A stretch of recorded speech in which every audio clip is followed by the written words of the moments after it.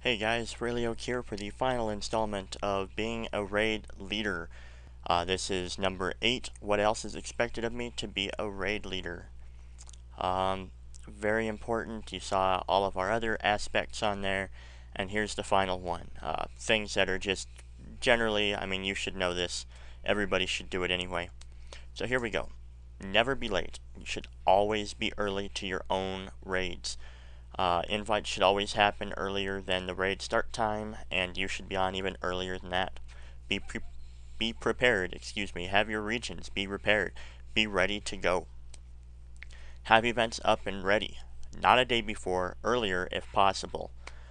We start Wednesday, we raid Wednesday, Friday, and Saturday. I always try to make sure events are up by Sunday, between Sunday and Monday. Those 2 days, that's when I try to make sure they're always up. Make sure your team is full before the raid. If you know some people are not going to make it, try to find fill-ins ahead of time. That way they're ready, they're on, ready to go. Don't miss raids without warning. If you do have to miss a raid, make sure everybody knows ahead of time and that you have a backup leader for that day or another day to reschedule it so you can catch up. Make sure your members are alright with that as well. Show how dedicated you are outside of raids. Play more than just during the raids. Work on gear outside of raids, such as running heroics, pugging 25s, or whatever your guild may not run. Always learn about other classes and specs. If you have some free time, make sure if there's a class you really don't know anything about, maybe go to elitistchurch.com, youtube.com, just Google or Yahoo it, and figure out, like, maybe you don't know about enhancement shamans at all, search up enhancement shamans and just learn some things about them so that if anybody has questions, you're ready to go. It's always good for someone to be able to ask their raid leader, their leader that's in that group at that time, oh, do you know anything about this? And you're able to come back with an answer, or at least a little bit of one. They need to know that you're knowledgeable, ready and there and ready to go, excuse me. And you're always positive, and you know what you're doing.